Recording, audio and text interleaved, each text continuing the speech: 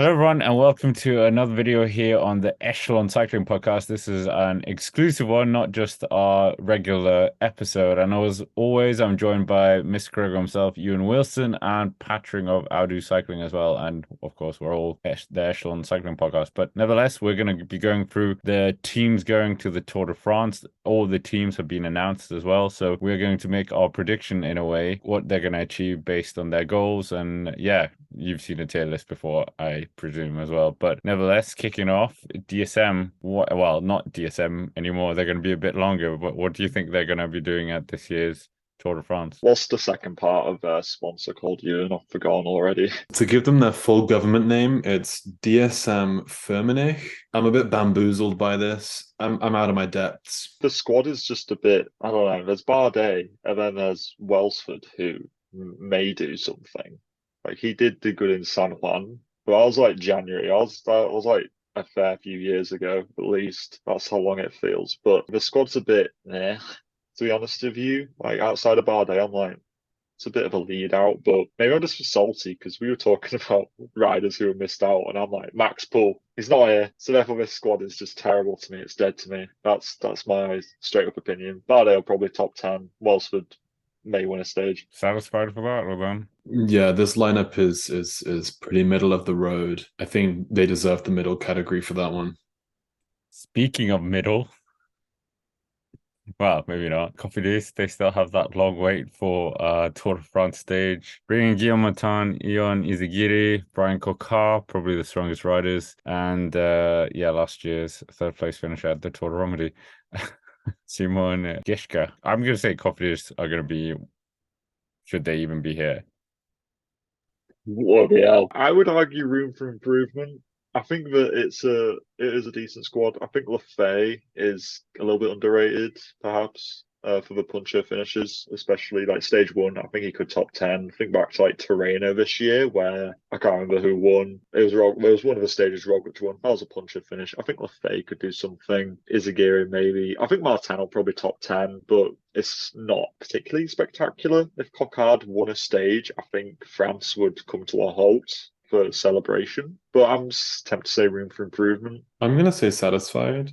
In terms of like what this team could Whoa. possibly bring to the table. We're just all different categories. Well, okay. No, because I mean, who's their best climber, their best GC riders? Probably Martin Izagirre. Who's their best sprinter? Kokar. Then you would also say Alex Zingler as well. He's up there. They're not bringing Max Walscheid. That's probably the only real major S tier loss rather. If we think back to Cofidis' team at the Giro, this anything is better than that. So I think this is very satisfied for this quite mid squad. What do you want to do? Do you want to split the difference? Because Yeah, I Scott guess thought so. they Okay. shouldn't Yeah. even be here. Yeah, but yeah, I think they'll be happy with that because for sure we've been a bit less kind to them in the past. But nevertheless, Jayco AlUla, well, Ewan kind of flagged this up in the previous show on the Cycling Dane channel that no one's really been talking about Simon Yates. Patrick, you're picking Dylan Groenewegen for your green jersey pick. So, what does a Yeah, satisfied tour look for them? forget that I kind of mentioned that. That seems like a real wild prediction. They're also kind of missing Michael Matthews, who does seem like just a person who's always here at the tour. I know he went to the Giro, but for a couple of riders who are kind of doubling up on it, it feels a bit odd that maybe he's not here. So I would probably say satisfied. To be honest with you, I think that Groenewegen has got a good train around him. Mezget's look good. Simon Yates could do something or could do absolutely nothing. Who knows? That's the mystique that he brings to the race. But I think that I'm expecting some things from this team. I think like a couple of stage wins is a realistic ambition. Yeah, I agree. I mean, there's not much really I can add to that. It's what you expect with Jayco AlUla, you know. Yeah, exactly. It's a lot of these teams are going to be exactly what you expect in terms of bringing their best riders, and they've done that. The Yates Groenewegen project. It's the first time they've actually shared a team at a Grand Tour yet. So yeah, best of luck to them. Yeah, well, Ewan will stick with you because EF Education EasyPost, you're a big fan, Alberto Bettiol. And a friend of, well, not this channel, the Cycling Dane, James Shaw has been selected as well. Magnus Cort Nielsen, Rigoberto Urán, Carapaz, the big draw. But yeah, do you think it's going to be a fairy tale for the EF Education EasyPost team? I What was do you kind of think? surprised that we had both Bettiol and Cork come in after their GDOP. I thought they probably wouldn't ride this, but they have. Uran is here as well. He rode the GDOP, but he got COVID, if I recall. But it's, yeah, I mean, it's a good squad. I'm expecting a stage win out of this squad. I'd really like to see Nelson Paulus get a stage win. He was so good in the first 4 months of this year. And I mean, Catapath probably could get a top 10. You'd expect Uran's probably up in there. I'm also really hyped to see Esteban Chavez maybe make his big sort of Grand Tour return. Maybe not in the GC, but fighting for a stage could be within his realm. I'd say anywhere between satisfied and high achievers, maybe even just satisfied.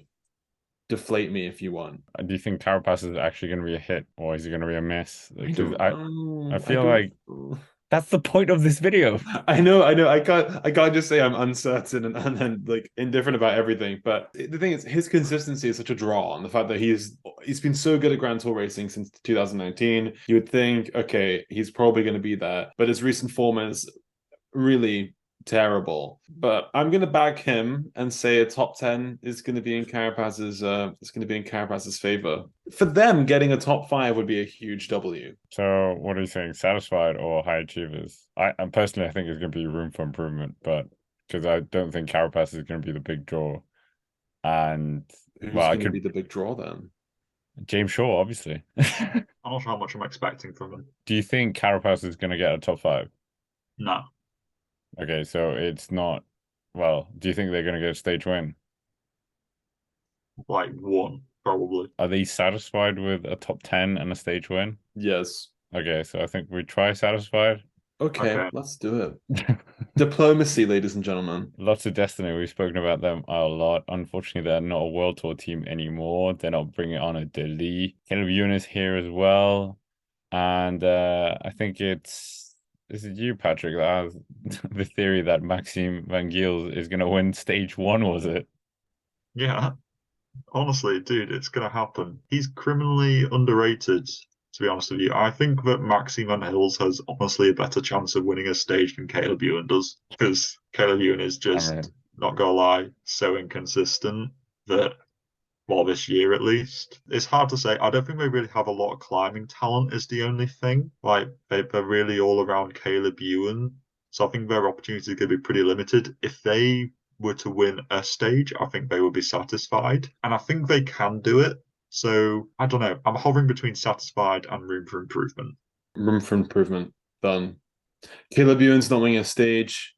Maxim Van Gils will probably be in top 10 for the first couple days in GC. Might even wear the white jersey if Pogacar wears yellow for a bit. But to be honest, Lotto Dstny would be very lucky to win a stage of this year's Tour de France. Nevertheless, coming to, well, the team that are going to be changing their jersey by the time this is out, but Lidl-Trek, and they're bringing quite a talented squad when you consider Matthias Skjelmose Jensen, who was recently at the Danish National Championships and absolutely dominated. What do you think this team's going to do? Mads Pedersen in here, Tony Galopin as well, Ciccone, Quinn Simmons, recently American champion, Stuyven.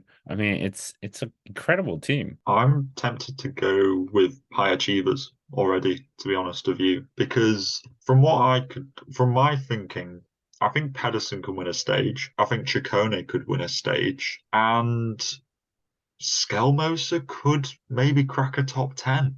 Top 3. To be honest with you. And I think if Trek did that, that would be an extraordinary result from them. I think I'm expecting some good things from them in this race. I think Quinn Simmons could win a stage. He's been looking really good over the past year. Rode a really good Tour de France last year with that Star-Spangled Banner on his back. Finally at the Tour de France once more.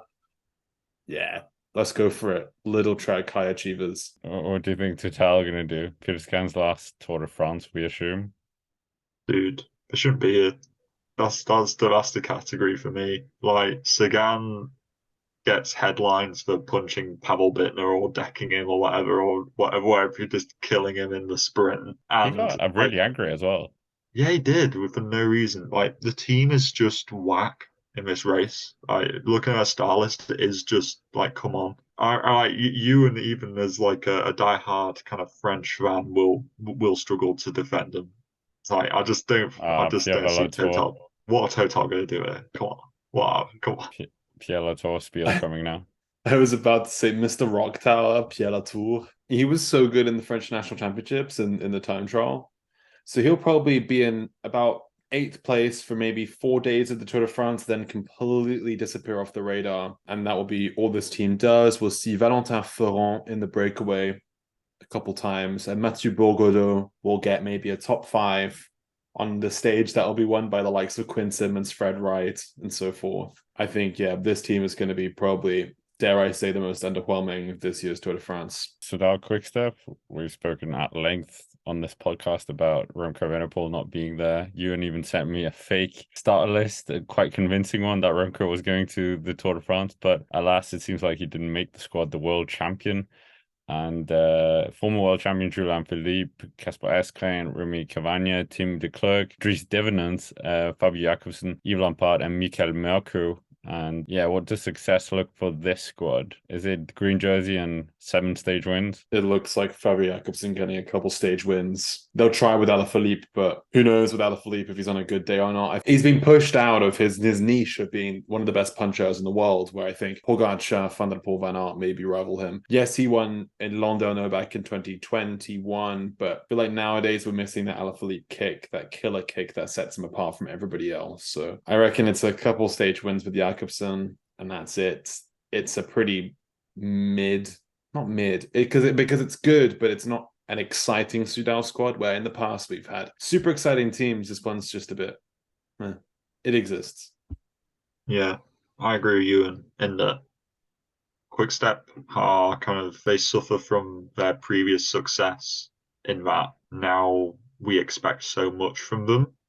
And especially when you've had years like Cav's year where he won so many stages, I think we expect quite a lot from them. So anything which seems like, oh, you've only got 2 stage wins, that's lame. I would probably say satisfied. I reckon Ewan's right. Maybe a cool stage wins. I do think that Alaphilippe could win a stage, to be honest with you. I reckon he could win from a break. So maybe they get like 3 stage wins, but I'm not expecting like a 2019 Alaphilippe kind of craziness going on. So it has to be just satisfied. I think that's the logical place. Next team is the team that Ewan said was going to be the flop of the tour. I retracted that comment. But it still came out of your lips. I retracted it because it was ill-informed. I am using this opportunity to revise that once again.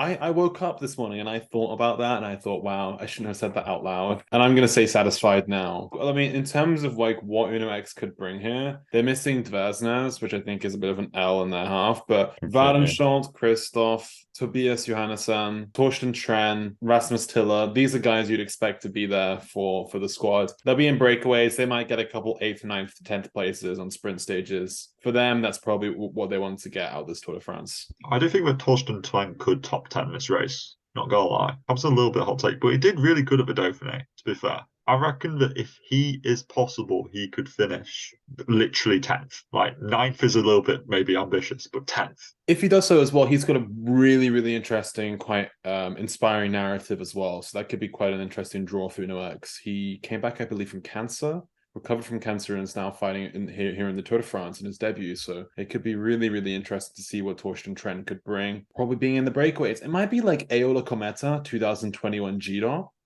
That's the vibe I'm getting.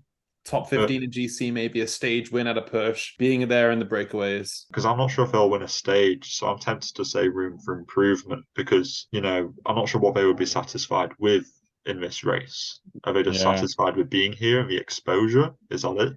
Yeah, that's true. And yeah, Gregor as well. I think he's going to try and chase the polka dot jersey, but I mean, it's going to be quite hard. Yeah, but having it for a couple of days in the beginning is also nice. That's true. So what were we saying? Different kit as well. I don't like it. No, it looks dated. You don't like it? I quite like it. Room for improvement, or is there any objections to that? Satisfied. Okay, fine. Yeah, go satisfied. We can't poo-poo them too much. It's their debut. The next guys, though, they've been to many Tours de France. They've won Tour de France before. Just the one? No, 2. 2? I think so. Ooh, 2010, question mark. Oh, yeah, they won one with on Contador paper. before that. Yeah, right. So, no, he was Discovery in 2007, I think. Oh, yeah, yeah. Yeah. So it's 2009, 2014, Well, this year they're bringing Mark Cavendish, who was around in 2009. and And seven. Wait, no, that's not true. Actually, I think that's was his debut. Well, I don't know. That I think aside, Cavendish won his first stage in Châteauroux in 2007, 2008. yeah, I think he was there in 2007, and then he won in 2008. Oh, But there we go. we'll definitely get corrected by Cavendish fans in the comments. It was Uh, definitely in Châteauroux. So we got the geography part of the question correctly. Maybe not the yeah, history part. But this is actually, you know what? It's a okay squad. I am surprised to see Tejada here. He just rode the Giro and not very convincingly. But they have Sanchez, De La Cruz, Ball, Cavendish, Moscon, Lutsenko. They could probably get a top 10. And maybe if I dream, if I light my Jesus candle in preparation, maybe Mark Cavendish could win that magical Tour de France stage and cure society of all its woes, heal divisions within our world, and get win number 36 of his career. 35, Just but sure. Oh, 35, my bad. I should know this by now. No I'm love for not. Lutsenko? You guys, you love him. I, yeah, I don't know. I love him for the meme, but I'm just not very keen on this squad, to be honest with you. Like, Moscon, oh, yeah, brilliant. he's been kind of gone. Moscon hasn't been good since like 2016. Wait, what? He almost won the Paris, like the muddy one. Yeah, almost, but didn't. Fair But enough, yeah. I just think that Astana more they'd be satisfied with if they got literally the only way they're satisfied is if Cavendish wins a stage win because of the media just explosion that would come from it. Is it high achievers if they win that stage, or is it satisfied, or what do you guys think? And Lutsenko, top 10 again, I guess. Lutsenko probably top 10. Yeah, if Cav wins the stage, you could argue it could be legendary. To be honest with you, because You it want to kind put of Astana in legendary. I mean, this is the whole like if Cavendish wins. Do I think Cavendish is going to win a stage though? Probably not, to be honest with you. So I'd probably have to go with satisfied. I've been starting to think recently about the past maybe 2 weeks that the stage win isn't that far-fetched of an idea. I think it's because he was pretty washed at the Giro, then he still got that stage win at the Giro. I think the belief aspect is going to be powerful. I still think he needs to go in breakaways and try to get one from a breakaway, a bit like Payson did last year in Saint Etienne. But with Case Ball, with Moscon, there's going to be so many riders on his side trying to help him, like with Geraint Thomas and all that at the end of the Giro. You don't gift stages at the Tour de France, but I don't know. There's something about it. It's starting to feel more realistic to me. They brought in Mark Renshaw as sprinting engineer coach, whatever they called him, to help with the lead out. I feel like it might happen, in like a really chaotic sprint. Cavendish could be there. I'm going to say satisfied for the time being. Yeah, this is kind of where our system fails because it's like, It depends so much on the performance yeah, exactly. that is about to come, but they are missing some talent. Gleb Stiritz, Davide Martinelli, who could have been there in the lead out. We're also missing. I say that, and I've kind of ran out of talent now at Astana, but I mean, the Giro team was pretty stacked. Nevertheless, Bahrain. Yeah, Bahrain Victorious, of course. Fred Wright, British champion, is going to be very exciting to see what he can do here. But we were saying over on the Echelon episode 22 that they are probably going to be trying to target, well, maybe a bit of GC with Bilbao and Landa, but ultimately it'll kind of effervesce itself into a team classification victory. That's kind of how I see it happening. I don't know. It's tricky because I feel like their most prolific riders are Fred Wright and Mohoric, but yet there aren't too many stages which suit them in this tour. Like those kind of medium transition stages, there are like four of them. So they really have to grab the opportunities. I just don't see Landa and Bilbao doing great in GC, like a 6th to 10th, probably more than likely. What would they be satisfied with? I reckon satisfied would be 2 stage wins, I think, for Bahrain. I think their ambitions have increased and their kind of standards have increased the last couple of years. So I'm gonna just say that it'd be quite hard for them to breach that. So It can't be room for improvement. So it's going to be satisfied again for me. I'm going to say high achievers. I think this is actually quite a well-rounded squad. They've got something in the sprint, something in the mountains. Actually, on any profile, Bahrain could top 10. High achievers. And they could also probably top 10 GC. Go for it. Be bold. We can't put them all in satisfied, so we need to Exactly. We spread can't the be love a that bit. harsh. But we could possibly put the next team in satisfied. Oh, well, I was thinking room for improvement. Oof. Rip into them, please. Shouldn't be here. Okay. Tom Pidcock should be here. Tom Pidcock is here. Lewis Hamilton and Yeah, announced no, his name that's what I in mean. the INEOS Grenadiers. It's not like they shouldn't be reveal. here. They shouldn't be. Yeah. Oh, that INEOS reveal was so cool. Toto Wolff being part of the team reveal. Oh, big fan of that. INEOS, right? Let's cast our mind back to like 6 years ago, and you were to say INEOS's ambitions for this race is just to like win a stage or two. Like, oh, what about GC? They're going to win, right? No. Podium, no. Top 5, unlikely. INEOS are going to be finishing somewhere between 5th and 10th in GC with somebody, and maybe Pidcock can pick up a stage or two. But for a squad that has like the biggest budget in cycling, that is just not good enough. It has to be room for improvement. There's no way it can be, shouldn't be here. That was just a meme I was saying, but there is room for improvement for me. I agree. I also agree. Well, that was fun times. They seem to correlate a bit with the F1 Mercedes team because they were dominating in that era, and now they're not doing that well, and these guys aren't doing great. There is like the Jim Ratcliffe effect where INEOS jump into a sports venture and the sports venture goes in a downturn once he joins in. He has just backed the All Blacks and New Zealand national rugby team, which is great news for European listeners out there. The Rugby World Cup is coming up this year in France, and you never know. The Cup might be coming back to Europe very soon. This is not a rugby channel, however. This is the Cycling Day. This is the Echelon Cycling Podcast. Just going all through them all. AlUla cycling, it gets a bit confusing. So yeah, but nevertheless, the Echelon Cycling Podcast, Jumbo Visma, and we've talked about this a lot on the channel. Follow your ride your dreams. You're bringing it out to everyone's attention. And yeah, Jumbo Visma, do you think they're going to be riding their dreams this year like they did last year? They had such an amazing Tour de France last year. It's going to be so hard to replicate. Yeah. That's the thing. The only way from last year is essentially kind of down. You know, how many stages did they win last year? Was it like 5 or something like that? Jonas got 2. Wow, won 3 times. Laporte won once. Somebody do the maths. Jonas twice. So they got 6 stage wins. Yeah, there's no way they're replicating yellow. that. And polka dot. And polka dot. Like it's almost unmatchable for this year. I still think they'll do very well. Like, let's face it, last year's performance was legendary. So I'll say high achievers for this year. I think that, you know, they're still going to pick up probably 4 stage wins. Wow, probably get a couple. Jonas probably get a couple. It's very possible they can win yellow, and it's possible that they could win polka dot and green again. So I reckon, hedge my bets, high achievers. Part of me wants to appease the comment section and put them in legendary. I don't know if it feels very empty at the moment.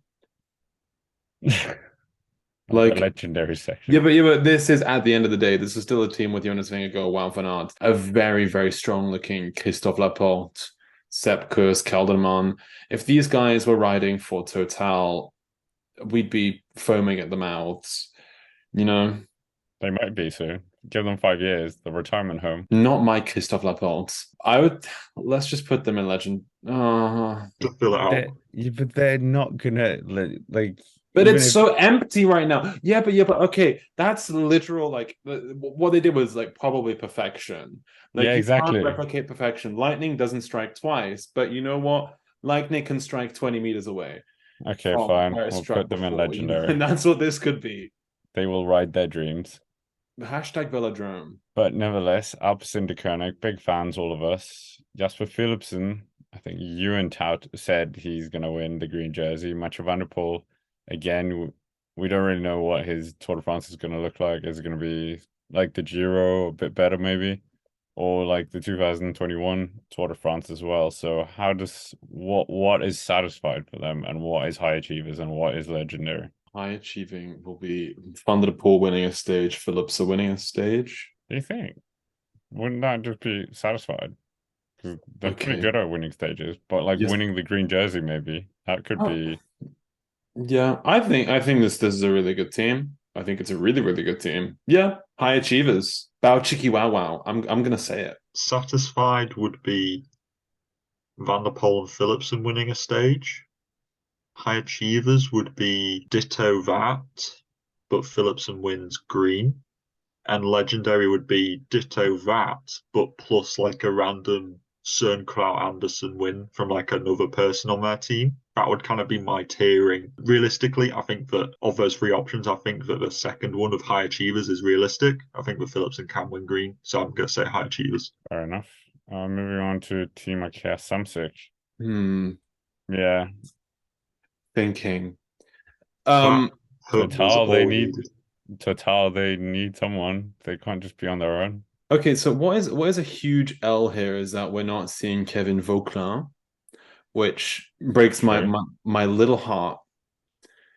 We are seeing Luca Mozzato, who's probably going to have to single-handedly carry the 3 top 10s in stages that this team is going to get. This is a pretty woeful squad. Arkéa can field a much, much better squad. I understand injuries and all that, but we're not going to see anything. Even if Andriy Ponomar was here with the Ukrainian champions jersey, that probably would have sparked more conversation than Simon Guglielmi, who, by the way, delivered bread from his local bakery during the COVID lockdown period. But Arkéa, really, really missing them out here. Underwhelming.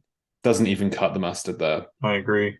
I don't even know what we could do. I feel like Barguil will have to do something to really try and bring this up. I feel like you're right. The sprinting is a little bit woeful, considering that they have quite a good kind of classic style sprinting setup with like a Hofstetter and a Dan McLeay and people like that. I just think that they are missing the mark here. Somehow they've filled out a team with people who I don't even know how they've managed to just put like an unprolific team in there. I don't quite get it. They are world tour as well.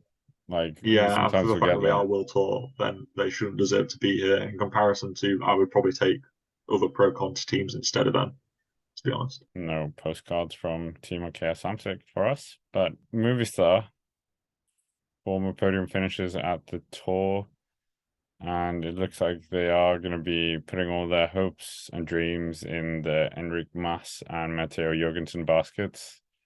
Yeah, don't worry, Ian. I'm not going to leave out the American. How do you think they're going to do? Ruben Guerrero as well. We've spoken about him in the past, the former blue jersey winner of the Giro. But how do you see this year's Movistar going? Were they even in the Tour de France series? I don't think they were. No, but they have their own Yeah, series. I know. El Dia Menos Pensado for the guys in the comment section. I mean, it's fine. It's a Movistar squad. I think Matteo Jorgensen is going to ride a really strong race. Enric Mas might get maybe 7th place in GC. Apart from that, I don't really know what else to expect. I think we're going to see a pretty blunt-looking Ruben Guerrero. I think Gregor Mulberg is going to be underwhelming. Antonio Pedrero. Aaron Buru is barely going to touch top 10. Yeah. Room for improvement. I said it. Ooh. Improvement. I don't know. I don't feel like Mass is going to do particularly great GC, but I do agree with you in that he could finish inside the top 10. But I do think that if they say got Mass in the top 10 and maybe Jorgensen finishes 9th as well, that would be a satisfying performance from them. If they were to get a stage win with that would be high achievers, but I don't think that's probably going to happen. But I'm going to probably say satisfied.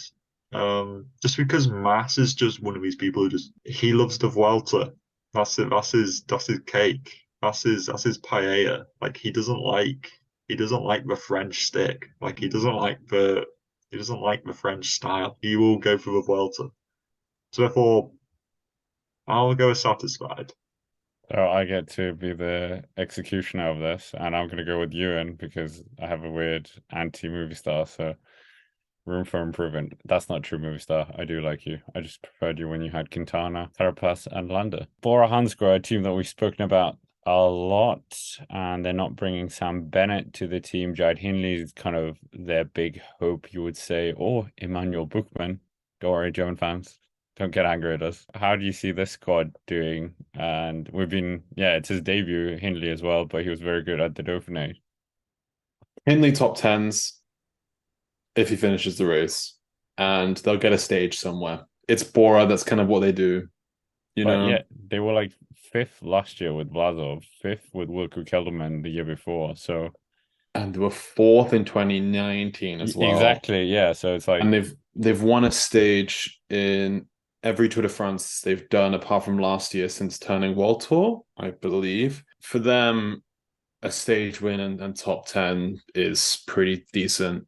They have better riders, as we know, but for me, it's probably satisfied, maybe verging on high achievers. Where's the Ita in this lineup as well? Expecting him. They've also got a couple of sort of up and coming mountain guys that you could probably throw in. I don't really know why Bob Jungels is here after what was an underwhelming Giro. So yeah, satisfied. I agree with that. I'd say that weirdly enough, Hindley has a bit of almost expectation that he'll finish on the podium. So actually, for them to hit into high achievers, there's going to have to be something quite spectacular done. And I don't really see it coming from the likes of a Geordie Mayes, to be honest. So I think it's going to be quite hard for them to breach high achievers. Just to point out, both of you two put Jade Hindley third on your podium.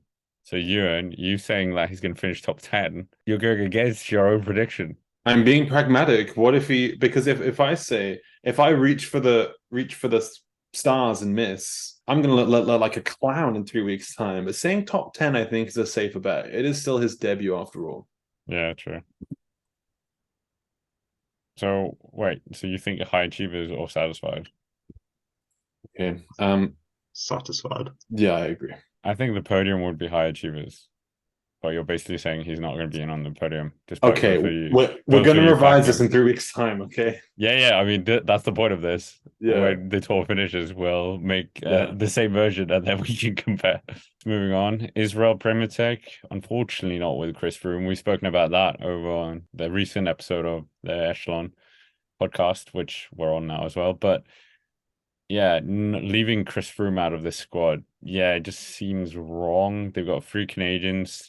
Yeah, Mike Woods, Bovin, and Ugo Ull, who took a stage win last year. Simon Clark, who also took a stage win last year, is also here. Dylan Turns, Corbin Strong, Kiers Nederlands, and Nick Schultz. There was definitely room for Chris Froome if they wanted to. I would agree. There's room for Froome. I don't think they're going to win a stage this year. I'm comfortable saying that out loud.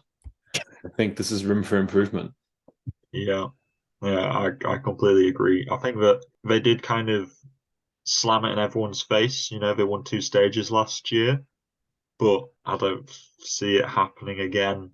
Like, I just don't think with this team, they don't have an out-and-out sprinter. They're bringing Corbin Strong as their sprinter, who's good, but over more tough terrain. I'm just not sure where they're going to be getting their success against like these killer riders who are also in the tour. Now coming to podcast favorite, Intermarché-Circus-Wanty. As Ewan said last week, I think they've never won a stage win in the Tour de France, bringing Biniam Girmay, Rui Costa as well, Louis Meintjes, who was top 8 last year, Mike Chernisson, former stage winner and wearer of the yellow jersey, Greg Zimmermann, who looked very strong Dauphiné stage, Dion Smith, and Julian Comagnon and Andréan Petit. So, I mean, I'm going to say high achievers. I think they could be, very interesting to watch. I think it could be the ceiling for them to hit high achievers is relatively low in comparison to other teams because they haven't been a team who have tasted massive Tour de France success in the past, and therefore hitting a stage win would be very close to high achievers. Binny is also a pretty likely contender for the green jersey. I think that he could win a stage, and they've also got, if he won a stage and if Meintjes finished in top 10, I reckon that will put them in high achievers. So I reckon you're right. I think they're in that higher bracket. High achievers, yeah. They've got a decent train for Binny. They could win a mountain stage. I'm just gonna take some time to pause for reflection. Rune Herhots, he needed to be here. He's on such good form right now, but alas, it's a tough team to make it into nowadays. I mean, what would push them up into legendary? Would that be Binny winning green, Lou Yeah. Minkies finishing 8th and winning 2, 3 stages along the way? I think Binny wins a stage and green, and Mienka's finishes like top 7. I'd put Mhm. that as legendary. But yeah, I mean, big Binny fans, obviously, but we've also said he is a debutant, and I mean, he is very young still. So Tour de France is a completely different beast. He's still not finished a Grand Tour yet, so who knows? He could pull it off. He could do us again. We've spoken about that here on this channel, so who knows? And yeah, coming to AG2R Citroën or AG2R, and Ben O'Connor seems to be their kind of their star card or their big card here. Benoit Cosnefroid as well. Felix Gall, Ewan has also. Well, I mean, maybe you should diss him here, Ewan, and then he wins the tour. I'm not going to diss him, but what I do find interesting, no Greg van Avermaet in his last season. Oof, Oh, good shout, actually. right, That's a bit right in sad. the feels. But he's been sort of pushed out by Gal O'Connor, Barry Peintre, who just rode the Giro. There's a stage beginning in his hometown of Annemasse this year, so that'll be cool for him. I would love to see fully fit Nance Peters in the breakaway as well this year. That'll be cool. He won in Loudonvielle a couple of years back at the COVID Tour de France. Also, Benoit Cosnefroid here as well. It's a good team. I like it. It's kind of like an all-star AG2R squad. I don't think we're missing anybody. Yeah, where do you want to put them? What do you think Ben O'Connor's going to do? Obviously, it was a bit sad that he crashed out last year. Do you think he's going to be up there again, third place in the Dauphiné like last year? So he's definitely on good form. I honestly think that AG2R could be high achievers. If Ben O'Connor podiums, that would be a massive achievement for a French team. I think that, it's been a few years since we've had Bardet on the podium of the tour, and that, stirs up a lot of the French crowd. I know he's not a French rider, but a French team being on the podium, and it's a realistic thing because I know Adam Yates beat him in the Dauphiné, but Adam Yates is not as good over 3 weeks, and that's kind of what history shows. It's very possible that we've got Ben O'Connor in a podium position at the end of this race, and if he did that and they picked up a stage along the way, which again, realistic, I think that they could be high achievers.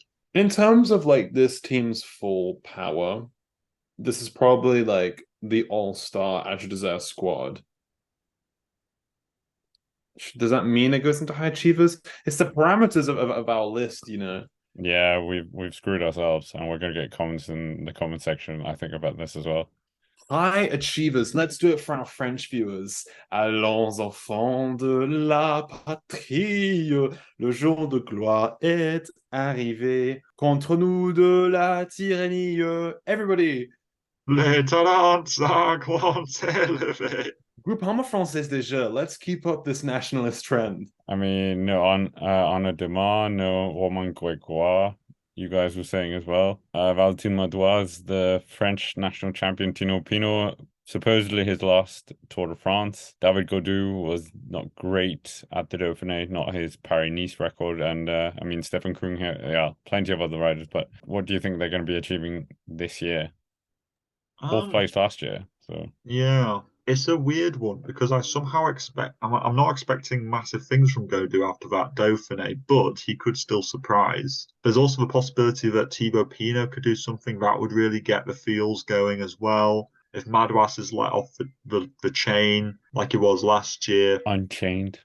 Yeah, literally unchained. Like when Hugo Hull won, he finished in second place on that stage. There's the ingredients here for Groupama to do something fantastic in this race, but it does kind of hinge upon Godou has a good GC. Pinot is maybe wins a stage and maybe does polka dot, and Madouas potentially wins a stage as well. It could be a really good tour for Groupama, but I don't know. I think a couple of things have got to fall in place for them to really fit into that high achievers bit. I don't know. I'm tempted to lean towards satisfied at the moment just to play it safe. They are missing some links, of course. It would have been really cool to have Romain Grégoire here instead of Olivier Legac. But, I mean, it's a cool squad. I really want Kung to win a Grand Tour stage. Madouas in the Bleu, Blanc et Rouge would be epic for him to get away. And also Thibaut Pinot's final Tour de France. If he gets that stage win in the Vosges, that's it. The Tour de France could end the day after and end for eternity, and I think I'd be content. But Groupama, I'm gonna say high achievers because I think this could be a fun couple of weeks for Groupama. And once again, I'm trying to stay on the good side of our French viewers. I mean, yeah, other than Total and Arkéa that we completely annihilated being by themselves, but I mean, nevertheless, coming to the final team and potentially, we think the strongest team of this year's Tour de France on paper, bringing Adam Yates, INEOS Grenadiers. What are you doing, letting that man go? But Pogačar and his merry men, what do you think they're going to be doing this year? I could just put them in legendary, and then anyone who disagrees, we can argue about that. What does legendary look like? Winning the Tour? Yeah. A I think we need to podium win the Tour. and a second Gets podium. like 3 stage wins. Yeah, but like a second podium maybe as well with like Adam Yates. Ooh. Now we're talking. If they got a second podium, they're gonna need a new tier. God tier. Legendary. Super legendary. Intergalactic. Yeah. Pogačar wins a couple stages. He'll win white anyway, and then Adam Yates being inside top 5. I think it's a pretty solid Tour de France. Maybe a GG team classification as well. Yeah, you never know. You never know. That's it. Who do you think going to be the team of the Tour and the flop of the Tour? And I know the parameters are very open there. Okay, flop of the Tour is going to be Arkéa. Done. I'm sorry, I am putting my Breton flag to shame right here, but Arkéa will be lucky to get maybe 5 top 10 finishes on stages of this Grand Tour. I think the team of the race will be Snooze, but I think it's true Jumbo Visma, purely based on sort of equivalent results. They'll get a stage win with Wout. I think Laporte will win a stage, and Jonas will probably win a couple stages. Well, could win a stage. Depends on how strong Pogačar is. He'll probably finish on the podium. That's quite a good all-round performance. I will go with my team of the Tour will be Trek. Oh. I think that Pedersen wins a stage. I think Ciccone wins a stage. And I think that Skelmoser could go top 10 and maybe win a stage as well. I mean, I'll go with my flop team. I'm between Israel and INEOS. If INEOS, imagine a scenario, INEOS don't win a stage and they could finish like 8th in GC. That would be super crap in comparison to what they could achieve. Yeah. You know what? INEOS, right? You know what? I want an INEOS bad, just smashing fest at the moment. INEOS are going to be the flops. If they don't win a stage with Pidcock, I'm going to be heated. Yeah, I think that. Well, okay, I'll start with the flop, and I'm still a bit sore that Israel Premier Tech, despite signing him this year, they haven't gone for Jakob Fuglsang or Chris Froome. So yeah, I'm going to put them there. And obviously last year we spoke about how well they did winning those stages, but I don't think they're going to be able to replicate that. We might get like the kind of toothless Israel Premier Tech that we've been used to. Team of the Tour de France, I would like to go for Uno X, but I won't. I'll go for Intermarché, because let's give that team some good vibes. I didn't see that coming. Yeah, yeah. I mean, I was surprised you and picked Jumbo Visma. It's all about subverting expectations, ladies and gentlemen. We keep you on your toes here on the Echelon Cycling Podcast. Got the channel right this time. Some of us have to break character, you know. We can't all be INEOS bashing and Vinny loving. Some of us have to just be predictable. But anyways, that's it for this special episode on here, the Echelon Cycling Podcast. Of course, we've got our recent episode as well available on all the different platforms, Spotify, Amazon, etc. Also, this one's going to be available there as well. Make sure to subscribe to the channel. Comment down below what you thought of our little prediction. Do you think the the criteria was all wrong. Yeah, probably. But we'll of course do this at the end of the tour as well. So yeah, with that, thank you very much for watching. And of course, as always, we will see you around.